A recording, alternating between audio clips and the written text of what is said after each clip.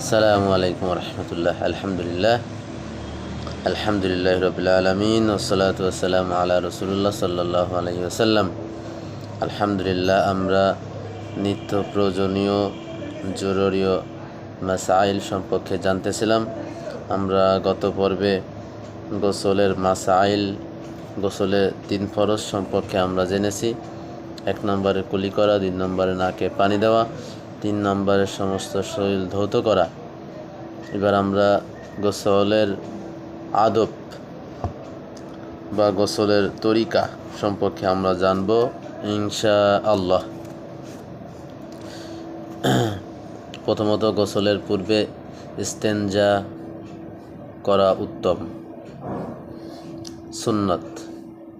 গোসলের আগে ইস্তেনজা করা সুন্নত। শরীর ও কাপড়ের আলগা নাফাকি, শরীর ও কাপড়ের আলগা নাফাকি ধৌত করা সুন্নত। গোসলের পূর্বে ওযু করা সুন্নত, তবে বিশেষ করে কুলি করা এবং নাকে পানি দেওয়া ফরজ। মাথায় পানি ঢালা, তারপর ডান কাঁধে ও পরে বাম কাঁধে পানি ঢালা, অতঃপর সমস্ত শরীর 3 বার পানি ঢালিয়া পূর্ণরূপে ধৌত করা সুন্নাত। তবে নদী ও পুকুরে গোসল করলে 3 বার ডুব দিলে 3 বার পানি ঢালার সুন্নাত আদায় হয়ে যাইবে।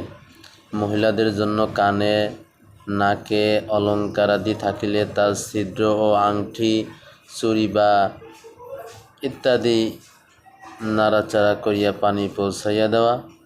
শরীরে যে সমস্ত অঙ্গে সাধারণত পানি পৌঁছাতে চায় না, যেমন কান, আঙ্গুলের ফাঁকা, কনুই, বগলের নিচ, চোখের কিনারা, চুলের গোড়া ইত্যাদি অঙ্গে খেয়াল করিয়া পানি পৌঁছাইয়া দেওয়া জরুরি। নখপালিশ বা হাতে পায়ে আবরণ পরা কৃত্রিম মেহেদি থাকিলে তাহা সম্পূর্ণরূপে উঠাইয়া লইতে হইবে।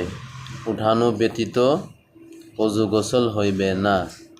এ বিষয়টা আরেকবার জেনে নিন। নখপালিশ বা হাতে পায়ের আবরণ পরা কৃত্রিম মেহেদি থাকিলে তাহা সম্পূর্ণ উঠাইয়া ব্যতীত ওযু গোসল হইবে না। কিছু কিছু মহিলা কিন্তু নখ পালিশ ব্যবহার করে, ওই অবস্থায় গোসল করে, ওযু করে। এটা যে ফরজ গোসল বা সুন্নাত গোসল, এটা হবে না, ওযু হবে না। গোসলের ভিজা কাপড় 3 বার ধুইয়া 3 বার নিংড়ানো সুন্নাত।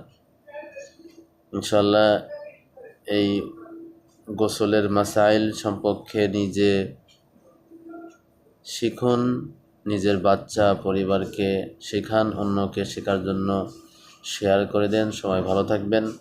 আসসালামু আলাইকুম রহমতুল্লাহ। ভিডিওটি আজকে শেয়ার করে দেন।